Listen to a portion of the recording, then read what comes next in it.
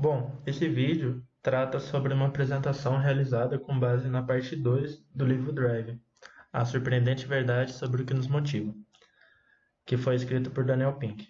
Meu nome é André e junto comigo está o Gabriel, o Igor e o Rafael. Bom, para começar, nós vamos falar sobre o capítulo 4, que ele vai tratar sobre autonomia.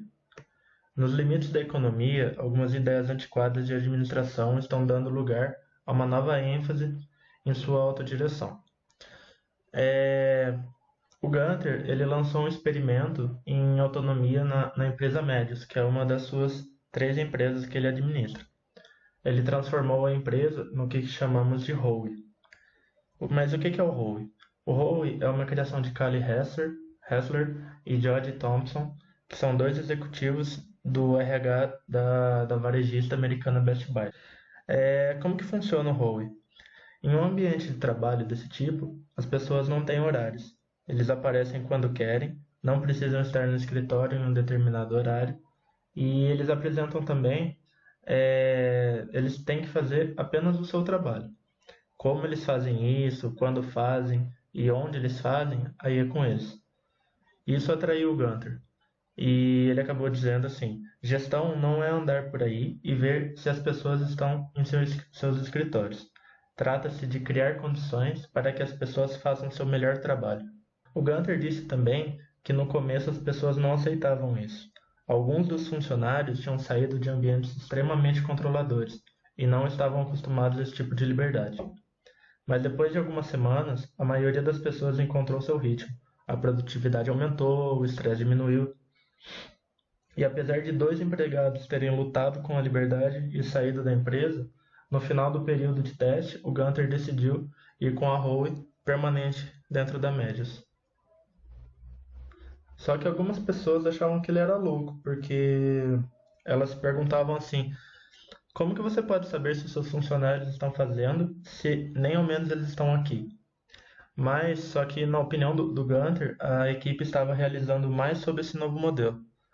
E um dos motivos disso era que eles estavam concentrados no trabalho em si, e não em saber se alguém os chamaria de negligente por saírem 3 horas antes do horário normal do seu cargo. E como a maior parte da sua equipe consiste de desenvolvedores de software, designers ou outras áreas, que fazem trabalhos criativos de alto nível, isso era essencial. E ele diz que para eles é uma forma de artesanato e eles precisam de muita autonomia. As pessoas ainda não tinham metas específicas para alcançar nesse método de trabalho. Que, por exemplo, assim, concluir um projeto por um certo tempo ou marcar um número específico de vendas.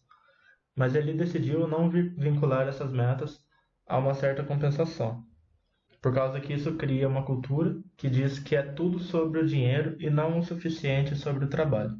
E dinheiro é apenas um motivador de limiar.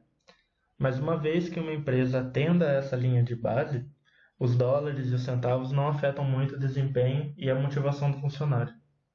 A liberdade que eles têm para fazer um ótimo trabalho acaba sendo mais valiosa e mais difícil de combinar do que um aumento salarial.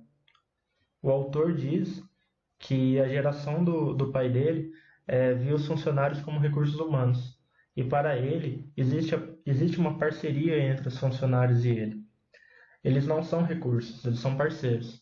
E os parceiros, como todos, precisam direcionar suas próprias vidas. Bom, sobre a importância da autonomia, a qualidade fundamentalmente autônoma da natureza humana é central na teoria da autodeterminação. Como citado antes, Deci e Ryan citam a autonomia como uma das 3 necessidades humanas básicas.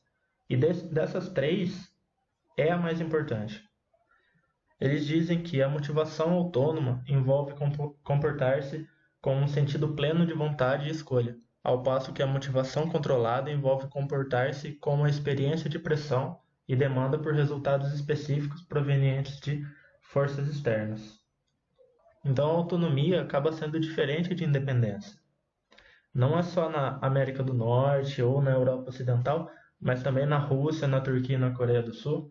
Mesmo em locais não ocidentais de alta pobreza, como Bangladesh, estudos dizem que a autonomia é algo que as pessoas desenvolvem e que melhore suas vidas. Um senso de autonomia tem um poderoso efeito no desempenho e na atitude individual. A motivação autônoma promove maior compreensão conceitual, maior produtividade, menor esgotamento e maiores níveis de bem-estar psicológico. Num exemplo que o autor dá, pesquisadores da Universidade de Cornell estudaram 320 pequenas empresas e metade dessas concediam autonomia aos trabalhadores e a outra metade não. Elas seguiam aquele método que dependia da direção hierárquica. As empresas que ofereciam autonomia, elas chegaram a crescer 4 vezes mais, sendo que tinham apenas 1/3 do volume de negócios. Bom, em 2002, o Scott e o Michael Cannon-Brookes, que são dois australianos recém-saídos da universidade, emprestaram $10.000 para fundar uma empresa de software. Eles começaram a criar uma empresa para competir com alguns dos grandes nomes de software corporativo. A Atlassian, como foi chamado, passou a faturar cerca de $60 milhões por ano. Só que o Cannon-Brookes tinha visto que empresas de sucesso acabaram estagnando e ele queria evitar isso para a Atlassian. Então, para estimular ainda mais a criatividade da equipe e para ter certeza de que os programadores estavam se divertindo no seu trabalho, ele decidiu incentivá-los a passar um dia trabalhando em qualquer problema que quisessem, mesmo que não fizessem parte de seu trabalho regular. Então isso ficou conhecido como Off Day. Isso acabou dando origem a várias ideias para novos produtos e muitos reparos e consertos nos produtos que já existiam. Então, o Cannon-Brookes decidiu tornar a prática uma parte permanente da cultura da empresa. Então, uma vez por trimestre, a empresa define um dia inteiro em que os funcionários podem trabalhar em qualquer problema que não faça parte dos negócios da empresa. Esses dias eles ficaram conhecidos como FedEx Days, porque as pessoas teriam que entregar algo durante uma noite. Com o passar dos anos, esse pequeno exercício estranho produziu uma série de correções de software que, de uma forma ou outra, nunca teriam surgido. Um engenheiro da empresa acabou dizendo que algumas das coisas mais legais que a empresa tem hoje saiu desses FedEx Days. E no que acabou sendo um teste de apenas um ano, os desenvolvedores lançaram 48 projetos. 70 engenheiros, gastando 20% do seu tempo, em apenas um período de 6 meses, acabaram somando $1 milhão. Bom, das 4 essências, primeiramente nós falaremos sobre as tarefas. O Cannon-Brookes, apesar de todo esse sucesso, ele ainda estava insatisfeito. E o FedEx Days funcionava bem, mas só que tinha uma fraqueza, que era assim, era possível criar alguma coisa em 24 horas, mas só que você não tinha tempo para trabalhar em cima daquilo depois. Então eles decidiram dobrar essa aposta de autonomia. Na primavera de 2008, eles anunciaram que, nos próximos 6 meses, os desenvolvedores da empresa poderiam gastar 20% do seu tempo trabalhando em qualquer projeto que eles quisessem. O pioneiro dessa ideia foi a empresa americana 3M. Isso lá atrás, nas décadas de 30 e 40. O presidente da 3M, que é o McKnight, ele acreditava em uma forma simples: contrate pessoas boas e deixe-as em paz. E também, aqueles homens e mulheres a quem delegamos autoridade e responsabilidade, se são pessoas boas, vão querer fazer o trabalho à sua maneira. O McKnight, ele até encorajou os funcionários a se envolverem no que ele chamou de rabiscos experimentais. Então foi estabelecida uma nova política. A equipe técnica da 3M poderia gastar até 15% do seu tempo em projetos de sua escolha. A iniciativa parecia tão contrária aos costumes da motivação que dentro da empresa ela acabou sendo conhecida como política de contrabando, mas acabou funcionando bem. Hoje, os post-its, que antes era chamado de rabiscos experimentais, se tornaram um negócio monumental. A 3M hoje oferece mais de 600 produtos em mais de 100 países. Essa inovação do McKnight permanece em vigor até hoje na 3M. Mas apenas um número surpreendente pequeno de outras empresas avançou também nessa direção e tomou essa ideia. E a empresa mais conhecida a utilizar esse método é o Google. Alguns Googlers usam seus 20% de tempo para corrigir um produto existente, mas a maioria desenvolve alguma coisa nova. Alguns exemplos que surgiram nesse processo foi o Google News, o Google Talk, o Google Sky, o Google Tradutor.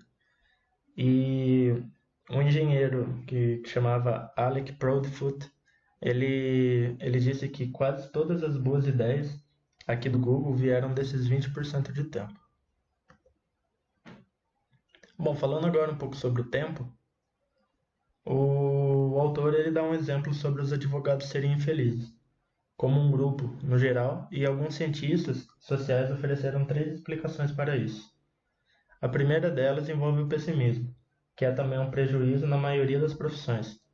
Mas um desses cientistas escreveu: há uma exceção gritante, os pessimistas se saem melhor perante a lei. O que isso quer dizer? Que uma atitude torna alguém menos feliz como ser humano. Na verdade, a torna mais eficiente como advogado. Um segundo motivo para tudo isso é que a maioria das outras empresas tem soma positiva. Se eu vender algo para alguém e essa pessoa quiser isso e gostar disso, nós dois vamos ficar satisfeitos. Já na lei, pelo contrário, é muitas vezes um jogo de soma zero, porque para alguém vencer, alguém tem que perder.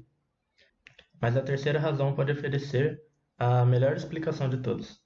Os advogados geralmente enfrentam demandas intensas, mas têm relativamente pouca latitude de decisão, que é descrever as escolhas percebidas que uma pessoa tem, que de certo modo é outra maneira de descrever autonomia. A prática jurídica talvez tenha o pior termo contra a autonomia, que é o horário faturável. A maioria dos advogados deve manter um bom controle desse tempo. Se eles não conseguem faturamento, seus empregos então estão em risco, pois se as recompensas vêm do tempo, então esse tempo é o que as empresas recebem. Esses tipos de metas mensuráveis e de alto risco podem drenar total motivação, enfraquecer a iniciativa individual e até encorajar um comportamento antiético. O autor até chega a pontuar uma frase sobre isso, que diz que, se for esperado um faturamento de mais de 2.000 horas por ano, é provável que haja tentações para exagerar as horas realmente colocadas. Bom, faz algum sentido para as tarefas de rotina, porque há uma conexão estreita entre o tempo que você gasta e o quanto de trabalho que sai. E se você começar a supor que o padrão dos seus funcionários é a procrastinação, simplesmente você pode realizar um monitoramento para checar isso. Agora, para tarefas não rotineiras, como a lei, essa relação é irregular e imprevisível. Devemos deixar que ele se concentre no trabalho em si, em vez de pressionar com o tempo necessário para fazê-lo. Um dos principais escritórios de advocacia de Nova York acabou declarando recentemente que este é o momento de se livrar da hora da cobrança. Bom, o experimento Howe da Best Buy, como havia falado, começou como um projeto lançado por Hasler e Thompson, que desde então se tornaram gurus desse assunto, levando a mensagem de autonomia ao redor do mundo. A sede da Best Buy, em Richfield, no estado de Minnesota, é arejada, moderna e repleta de secretários, cafés e lavanderia. Só que a empresa ela tem uma reputação de punir todos os problemas que tiver com seus funcionários, e por isso eles acabavam perdendo vários talentos. O então CEO da Best Buy, na época, que era o Brad Anderson, ele concordou com as propostas desses dois pensadores, porque acabava encorajando as pessoas a contribuírem ao invés de apenas aparecerem e se esforçarem. Hoje, a grande maioria dos funcionários da Best Buy abandonou um cronograma e está trabalhando em um cronograma Howe. E mesmo através do varejo de eletrônicos, é uma indústria brutalmente competitiva. Ela tem se mantido no mercado e está em busca de talentos. Bom, vou falar um pouco sobre os técnicos.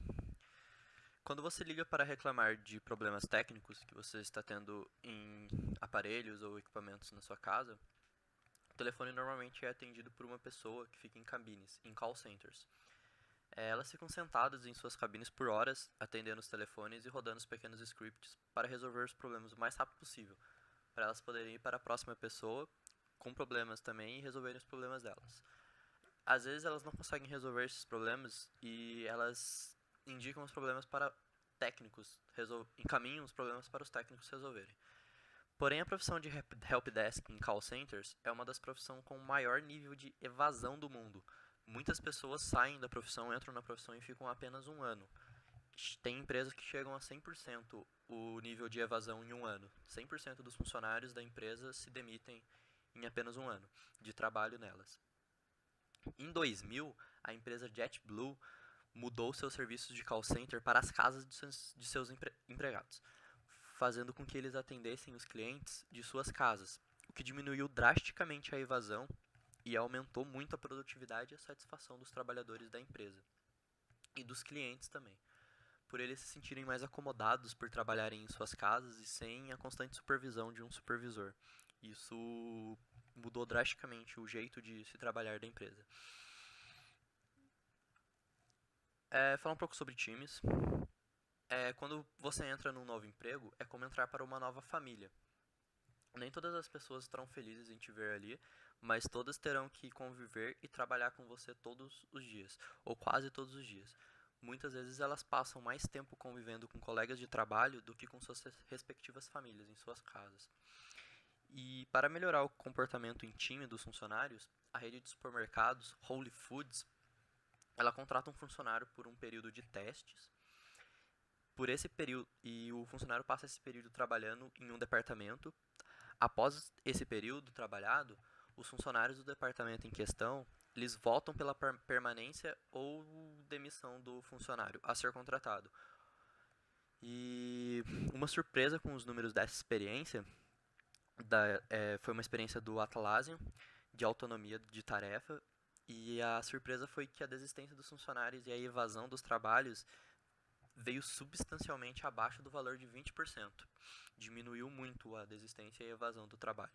A principal razão disso é que eles não queriam decepcionar seus atuais companheiros de equipe abandonando um projeto em andamento dentro da empresa. Fala um pouquinho sobre a arte da autonomia agora. Mesmo que você esteja consertando pias ou vendendo qualquer tipo de mercadoria, vocês precisam ter autonomia, assim como um grande pintor tem para pintar seu quadro, sem que ninguém tenha que dizer para ele como pintar o quadro. Para se ter sucesso no que fazemos, tem que ter autonomia, assim como o grande pintor. Seja na profissão que for. Falar um pouco sobre motivação 2.0. Ela assume que a pessoa que tiver a liberdade, ela irá fugir da responsabilidade. E essa autonomia é uma forma de contornar essas responsabilidades. A motivação 2.0 é uma forma de encorajar as pessoas a fazerem coisas particulares de formas particulares. Já a motivação 3.0 começa diferente. Ela pressupõe que as pessoas querem ser responsáveis. E ela certifica-se de que elas têm controle sobre sua tarefa, seu tempo, sua técnica e a sua equipe. E esse é o caminho mais eficaz para o destino. O indivíduo ele pode ver a autonomia sobre diferentes aspectos. Uns podem ver a autonomia sobre uma tarefa e outros podem ver a autonomia sobre a equipe. Cada indivíduo tem diferentes desejos sobre a autonomia. Então, a melhor estratégia para o empregador é descobrir quais são esses desejos dos seus funcionários e utilizar isso a seu favor. Falar um pouco sobre conformidade e engajamento agora. A gente tem que o oposto de autonomia é o controle, e o controle leva à conformidade. Já a autonomia leva ao engajamento. E essa distinção nos leva a um segundo elemento, que é o domínio. O domínio é o desejo de ficar melhor e melhor em algo que importa para o indivíduo. E a gente tem que a motivação 2.0, ela leva à conformidade. Já a motivação 3.0 leva ao engajamento. E só o engajamento pode levar ao domínio. A pesquisa de Gallup mostrou que mais de 50% dos empregados nos Estados Unidos não estavam engajados nos trabalhos que estavam fazendo. E o custo de todo esse desengajamento é de 300 bilhões de dólares para as empresas durante o ano. Bom, vou falar agora sobre as 3 leis da maestria. A primeira lei é de que a maestria é uma mentalidade. Segundo o autor do livro, a maestria só pode ser alcançada com a mentalidade certa. Uma mentalidade é praticamente uma crença sobre você e seu ambiente. No livro Mindset, a nova psicologia do sucesso, da autora Carol Dweck, ela descreve duas mentalidades diferentes que moldam nossas vidas. Nossa abordagem, aprendizado e resposta à adversidade. A mentalidade de crescimento vê as qualidades e habilidades pessoais como algo que pode ser desenvolvido através de prática e do esforço, e aborda também adversidades e fracassos com o desejo de aprender e se tornar melhor. Por outro lado, ela também descreve a mentalidade fixa. O que seria essa mentalidade? Ela acredita que coisas como traços de personalidade, dons e habilidades são esculpidos em pedra e que não há muito o que se possa fazer para modificá-los ou melhorá-los.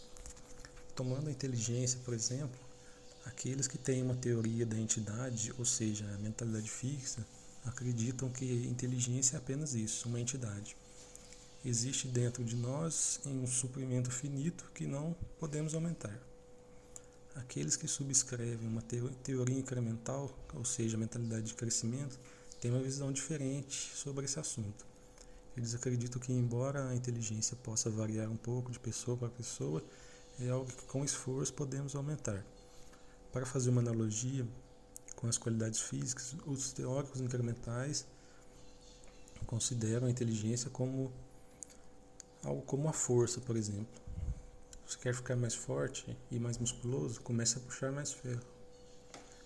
Os teóricos da entidade veem isso como algo mais parecido com a altura. Quer ficar mais alto? Você está sem sorte.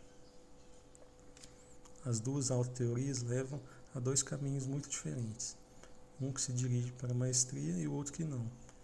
Como o autor do livro Pink conclui, comece com mentalidade e o domínio é impossível. Comece com outro e esse pode ser inevitável. Agora falando sobre a segunda lei, que é a de que a maestria é uma dor, o processo de se tornar melhor requer que você faça o melhor possível. Isso significa quebrar os seus limites e limitações físicas e mentais. Em essência, isso significa dor, algo que geralmente evitamos a todo custo. No livro Grit to Great, os autores destacam a importância e as recompensas de se superar as dores continuamente. O final do jogo, na verdade, pertence aos verdadeiramente inteligentes, não aos meramente talentosos. Pertence àqueles que têm coragem. Essa é uma famosa frase de Michael Bloomberg, 3 vezes prefeito de Nova York, cuja fortuna, em torno de 30 bilhões, faz dele uma das pessoas mais ricas do mundo. E ele resumiu o conceito essencial de coragem quando explicou seu segredo ao sucesso em uma entrevista na revista New York. Nessa entrevista ele disse: "Eu sei que o trabalho é duro. Ainda volto à minha estratégia de sempre. Foi e continuará sendo. Eu não sou o cara mais inteligente, mas posso superar você. É a única coisa que posso controlar." E como o Pink conclui, a maestria de esportes, música, negócios requer esforço difícil e doloroso, por um longo tempo. Não uma semana, um mês, mas esforço de décadas. No final, a maestria envolve trabalho, e mostrando pouca melhora, talvez com alguns momentos de fluxo puxando você. Então, fazendo um pequeno progresso, então trabalhando naquele platô novo, ligeiramente mais alto novamente. É cansativo, com certeza, mas esse é o problema. Não é o problema, essa é a solução. Bom, a terceira lei agora é de que a maestria é uma assíntota. Uma assíntota é praticamente uma linha reta que uma curva se aproxima, mas nunca alcança ela. Fazendo uma analogia com a matemática. Bom, maestria é uma assíntota. Não importa quão bom você seja, você sabe que sempre há espaço para melhorias. A verdadeira maestria compreende que você nunca pode dominar completamente nada, mas sempre se esforça para ser melhor do que antes. Você pode se aproximar, você pode voltar para casa, você pode ficar muito, muito perto disso, mas você nunca pode tocá-lo. Maestria é impossível te alcançar plenamente. Alguém poderia perguntar até, mas qual é o sentido de tentar dominar algo que você nunca pode realmente dominar? Mas essa é a ideia mesmo de maestria. É um processo interminável de se tornar melhor. No livro, o Pink resume isso. A alegria está na busca mais do que na realização. No final, a maestria atrai precisamente porque a maestria escapa. Como exemplo citado, o Jeff Bezos entende isso bem. No relatório anual de 2016 da Amazon, Bezos escreve a filosofia dia 1 da Amazon. Independentemente do progresso alcançado ou do sucesso alcançado, você aborda seu negócio ou sua vida com a mesma ânsia, motivação, abertura para aprendizado e agilidade, como farei no primeiro dia. No entanto, quando você quebra as leis da maestria e escolhe parar de crescer, escolhe o prazer em vez da dor e desiste do processo de melhorar constantemente. E aí você entra no que Jeff Bezos chamaria de dia 2. O dia 2 é êxtase, seguido pela irrelevância, seguido por declínio excruciante e doloroso, seguido pela morte. E é por isso que é sempre o primeiro dia.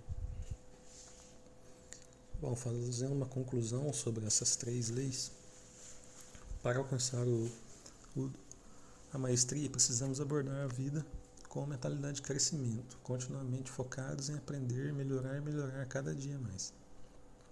No entanto, esse processo de melhoria contínua é doloroso à medida que avançamos continuamente através dos nossos limites. A vantagem é que sua característica flexível está em grande parte sob nosso controle, e como músculo ela pode crescer em força. Por fim, a maestria é uma síntese, uma jornada interminável, ainda que frutífera, de crescimento e aprendizado. Bom, agora indo para o capítulo 6, que é o propósito, vou fazer uma pequena introdução. No livro, Pink descreve propósito como o desejo de fazer coisas a serviço de algo maior que nós mesmos. Pink argumenta que pessoas intrinsecamente querem fazer as coisas que importam. Por exemplo, os empreendedores são muitas vezes intrinsecamente motivados a fazer a diferença, em vez de simplesmente buscar a maximização do lucro. A maioria de nós gasta mais da metade de nossas horas de trabalho no trabalho, e nós queremos que esse tempo importe. Portanto, uma parte essencial da adição do propósito ao trabalho é garantir que a missão e as metas da organização sejam comunicadas de forma correta com os funcionários. Os funcionários precisam conhecê-los e compreendê-los e apreciar como seu trabalho e função se encaixam no que a organização faz.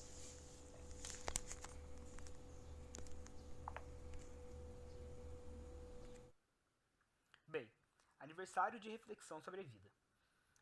É tido que só na América, a cada 13 minutos, mais de 100 pessoas, essas pessoas datadas como membros da geração mais saudável e melhor educada que o mundo já conheceu, elas começam a entrar em contato com a sua zona de mortalidade, se perguntando qual o seu real significado no mundo, ou seja, quem elas realmente são, se elas têm orgulho de quem se tornaram e o que elas se tornaram e o que elas realmente querem para dali para frente.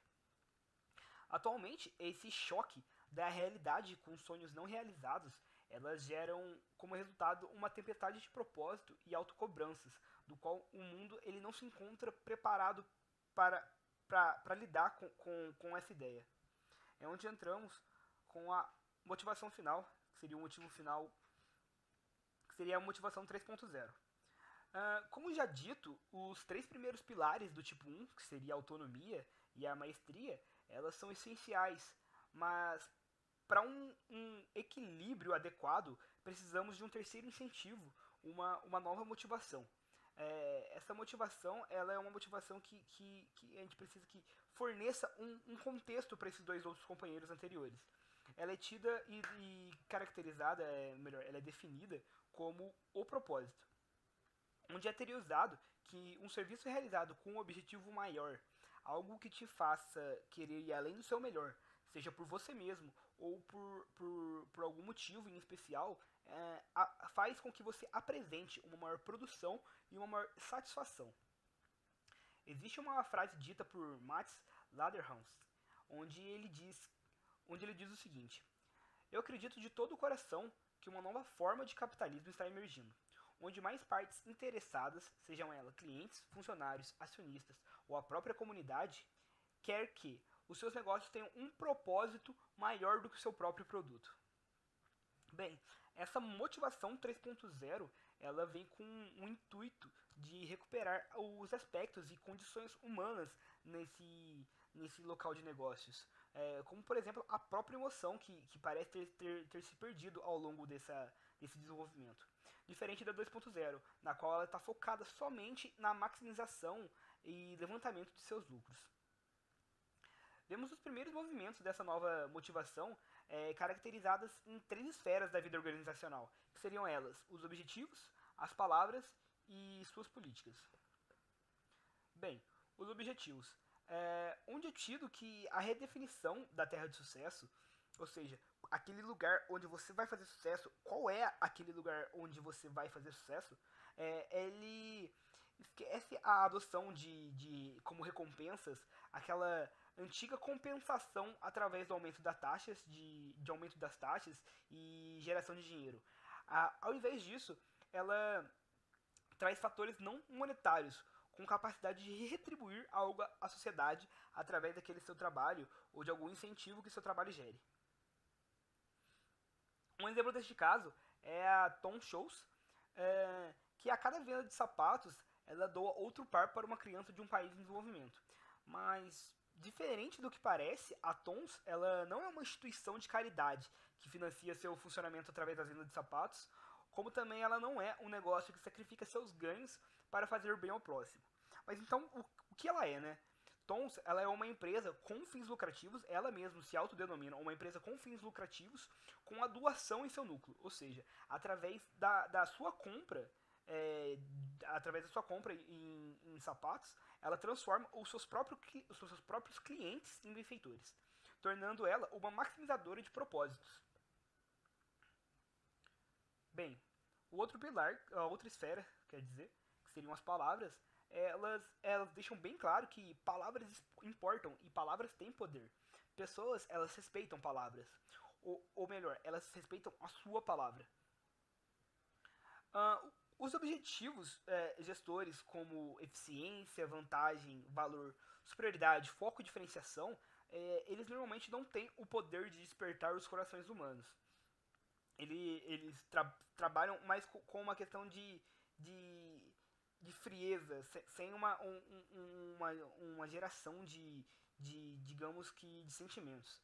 Deve-se encontrar maneiras, então, de difundir atividades comerciais mundanas com ideias mais profundas, como, por exemplo, honra, verdade, amor, justiça e beleza, de maneira que toda a situação ela seja mais humanizada, mais humanitária. Seja ela o que você tem a dizer ou o que você tem para fazer.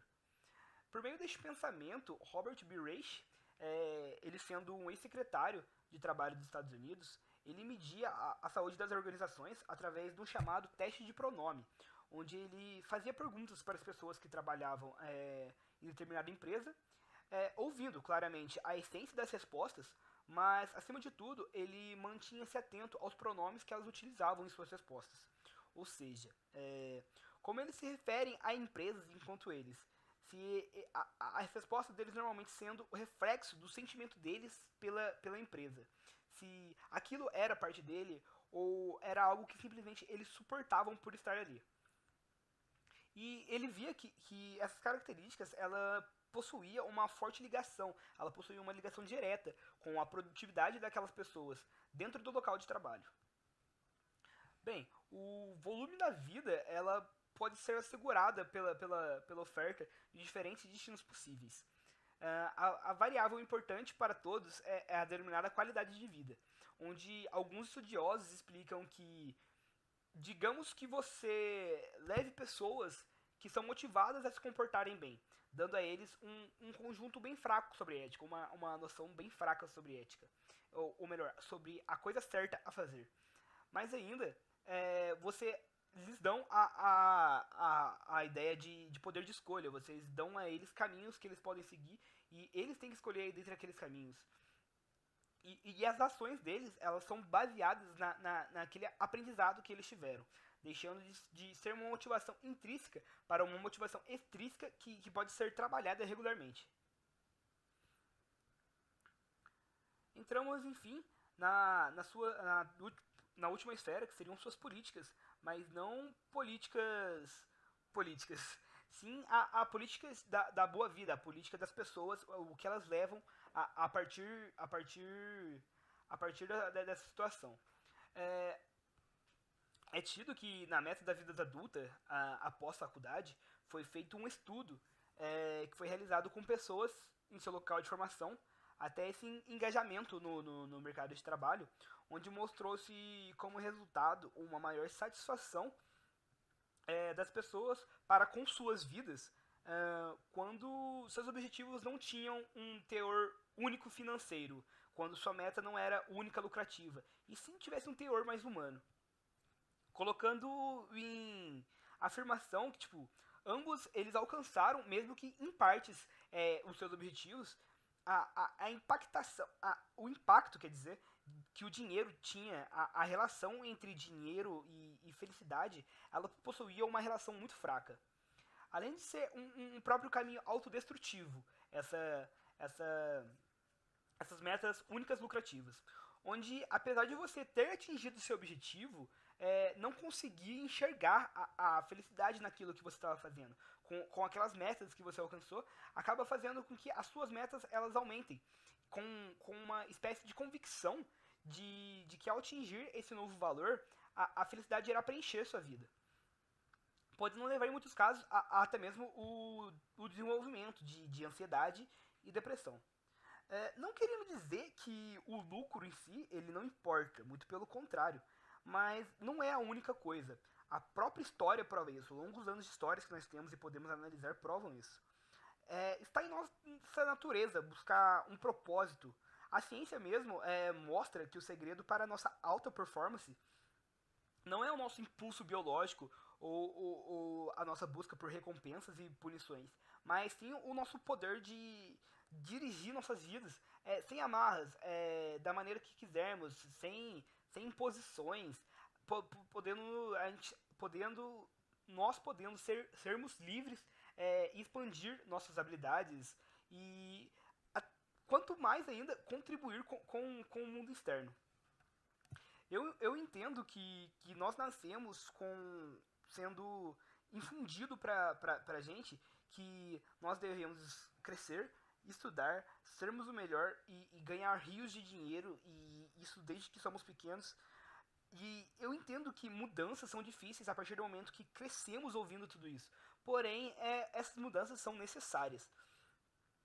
E nós sabemos que os mais ricos em experiências e mais, digamos assim, que fortes quanto à sua própria afirmação, não está em vidas quando estamos clamando pela validação dos outros, mas quando estamos ouvindo a nossa própria voz, quando fazemos coisa que importa, quando nós não nos questionamos, nós não nos importamos com a opinião alheia, e sim a nossa própria afirmação. Seja ela por fazer o próprio bem, ou fazer um serviço que seja uma causa maior que nós mesmos. Então, no final, consertar esse desencontro, trazer uma nova posição de motivação para o século XXI, é mais do que um movimento essencial para os negócios. Ela é uma reafirmação da nossa humanidade. Ela traz uma característica que foi deixada para trás há muito tempo e faz com que as pessoas elas se sintam bem de novo e não se tornem apenas máquinas de fabricar dinheiro.